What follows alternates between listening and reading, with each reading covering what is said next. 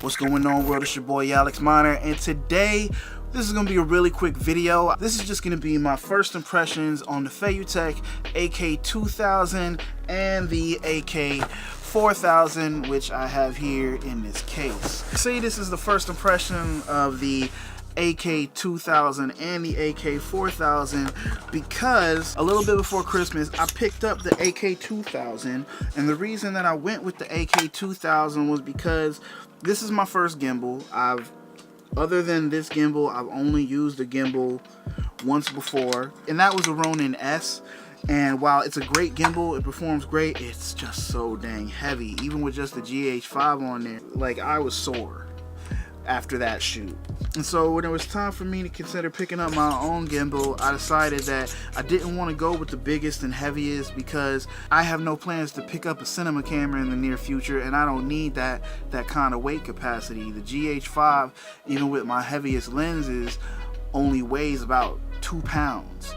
You throw in a cage and that might be 3 pounds. So I got the AK2000, and you'll see some footage here. Took it out with the GH5. It was pretty easy to get it set up, pretty easy to get it stabilized, although I think I didn't get the pan access perfectly balanced, but it still seemed to work pretty well. But I would have a lot of trouble when I was trying to do panning movements. Like, the gimbal would fight me, and I tried it with the GH5, I tried it with the G85, I tried it with heavy lenses, light lenses, and I even tried it with the G7, and I just kept getting the same result no matter how light or heavy the camera was that I had. On a lot of times when I was panning the gimbal, it would fight me. There was something going wrong. I personally don't think it's the model. I personally think that it was that gimbal, because I was having that problem before I updated the firmware, had the problem after I updated the firmware, tried reloading the firmware again, went online, watched test footage from other guys who really know what they're doing with gimbals, and no matter what I did, I was still getting these problems. I was still getting the gimbal to fight me. So I think it was that gimbal. I don't think it was the AK2000 model. So I sent it back and I said, you know what, if I'm gonna go ahead and send this back, I might as well go ahead and step up to the AK4000 because it has a couple, you know, extra things, has a higher weight capacity, which, you know, maybe in the future I will step up to a big boy camera, you know, think more long term.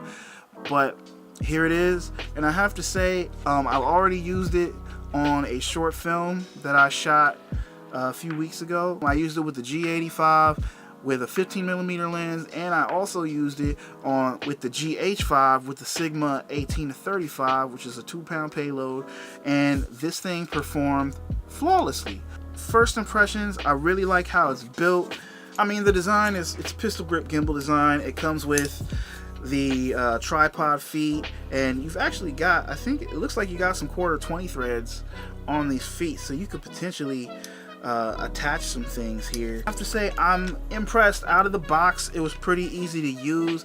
The app is really easy to connect.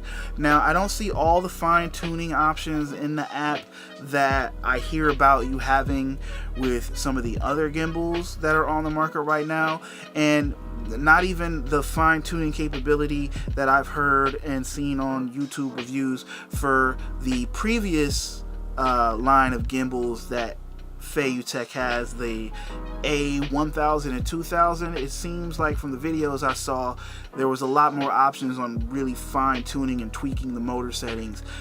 And another reason that I went for this gimbal as opposed to a different gimbal, it's got this controller wheel down here, which wirelessly, some cameras, including Panasonic cameras, you're supposed to be able to control your focus. You're also supposed to be able to wirelessly control you know, camera settings. I haven't tried all that stuff out. I didn't have time to get that deep into it. Like, I basically had to grab it out the box, charge the batteries, and go with it. And being somebody who's only used a gimbal really once before I got my hands on this, or maybe twice before if you count my tests with the AK2000, I have to say I'm really impressed because it was really easy to get out the box, get balanced, and just go. And a couple notes and differences between the AK2000 and the AK4000.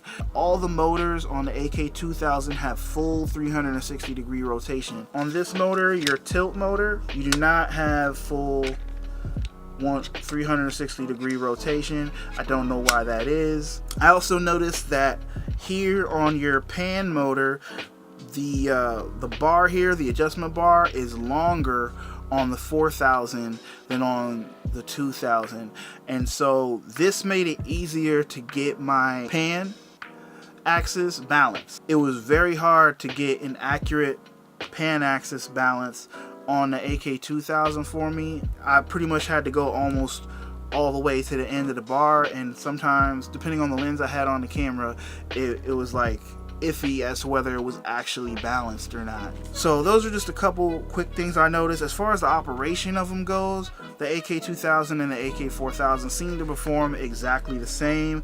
They come with this plate. I'm not crazy about this quick release plate just because it's got this little bump here. I guess it's to get a little extra height for a big lens, so it's not hitting the plate. I can understand that, but I kind of would have liked to have a choice in that. Oh, and there was another reason why I decided to order the AK4000 and the 2000 as opposed to going with the earlier versions. It came with Feiyu Tech's follow focus for free, which that was the kicker. That's what put me over the top of choosing to buy this over a different gimbal. So you can either wirelessly follow focus with cameras that are compatible to the AK4000's app, or you can use this follow focus system which works natively with the AK4000. It was gimbal season, man. There's so many gimbals on the market right now, and they're all really good, and you pretty much can't go wrong. It's really about what weight capacity you want, how big of a gimbal you're comfortable with. Oh, another thing, I really liked that the AK4000 comes with this extension bar. You can take the feet off the bottom and use this extension bar so you have a longer grip. That was really good for my short film, just because the scene that we were shooting took a little bit, and I'm not used to using a gimbal yet, so my arm got tired pretty fast. So having this extended grip was really nice to hold on to. And this comes with the AK4000, does not come with the AK2000, but I think you can order it separately. That's it for first impressions. As somebody with little to no gimbal experience, I was able to take this thing out the box, get my camera balanced fairly easily after watching a couple YouTube videos, and get some really stable footage with a decently heavy camera load. It was only about 2 pounds, but it was a GH5, which is almost the size of a standard DSLR, with a Sigma 18-35, which we all know is a pretty beefy lens. And I was able to balance it, I was able to shoot and get the footage that I needed. I'm hoping to use this more in shoots that I've got coming up. I have another short film that I'm shooting in about a week, trying to do more music videos, more everything. So be on the lookout for a ton of stuff in the new year.